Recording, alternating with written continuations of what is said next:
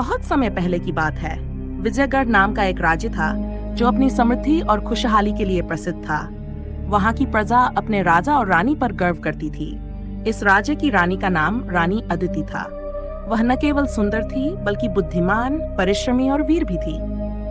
रानी अदिति का मानना था कि रिश्ते दुनिया की सबसे बड़ी ताकत होते हैं। वह अपनी प्रजा से बहुत प्रेम करती थी और अपने मंत्रियों और सेनापतियों पर पूरा भरोसा रखती थी। लेकिन जीवन हमेशा वैसा नहीं होता जैसा हम सोचते हैं। एक दिन ऐसी स्थिति आई कि उन्हें एहसास हुआ, इस दुनिया में कोई किसी का नहीं होता। रानी अदिति का एक छोटा भाई था, राजकुमार विक्रम। राजा की मृत्यु के बाद वह राज्य का उत्तराधिकारी बनना चाहता था, लेकिन पिता ने रानी अदिति को गद्दी सौंपी थी। इससे विक्रम नाराज था, लेकिन उसने अपनी नाराजगी को कभी खुलकर नहीं दिखाया।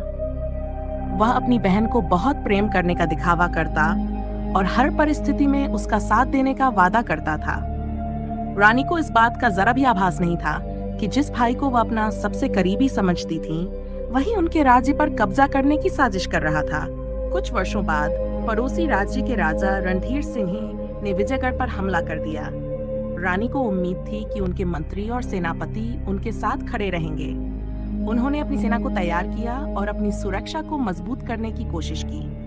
लेकिन जब युद्ध का समय आया तो उन्हें सबसे बड़ा आघात लगा। मंत्री, जिन्होंने वफादारी की शपथ ली थी, दुश्मन से मिल गए। सेनापति, जिन्होंने जीवन भर उनकी सेवा करने का वचन दिया था, रणधीर सिंह की सेना में शामिल हो गए। और सबसे बड़ा विश्वासघात, राजकुमार विक्रम ने ही रणधीर सिंह को विजयगढ़ पर आक्रमण करने की सलाह दी थी। रानी अदिति को एहसास हुआ कि वह पूरी तरह अकेली थी।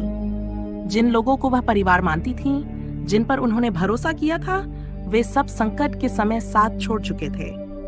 इस दुनिया में कोई किसी का नहीं होता, यह शब्द अब उनके मन में गूंज रहे थे। रानी अदिति ने हार नहीं मानी। उन्होंने सोचा, अगर यह दुनिया मेरा साथ नहीं दे रही तो मुझे खुद अपने लिए लड़ना होगा। वह महल छोड़कर जंगल में चली गई और वहां बचे खुचे वफादार सैनिकों को इकट्ठा किया। उन्होंने अपनी खुद की एक नई सेना बनाई। महीनों की तैयारी के बाद उन्होंने विजयगढ़ पर फिर से हमला किया। इस बार वह न सिर्फ अपनी शक्ति बल्कि अपने विश्वासघातियों से भी सीख चुकी थी। उन्होंने रणधीर सिंह को हराया और अपने भाई विक्रम को बंदी बना लिया। लेकिन उन्होंने उसे माफ कर दिया और कहा, तुमने मुझे धोखा दिया, लेकिन इसने मुझे एक बड़ी सच्चाई सिखाई। इस दुनिया में कोई किसी का नहीं होता। अगर कोई है जो हमेशा तुम्हारे साथ रहेगा तो वह केवल तुम खुद हो। प्रेरणादायक संदेश। रानी अदिति की कहानी हमें यह सिखाती है कि जीवन में हमें कई बार अपने सबसे करीबी लोगों से भी धोखा मिल सकता है, लेकिन इसका मतलब यह नहीं कि हमें हार मान लेनी चाहिए।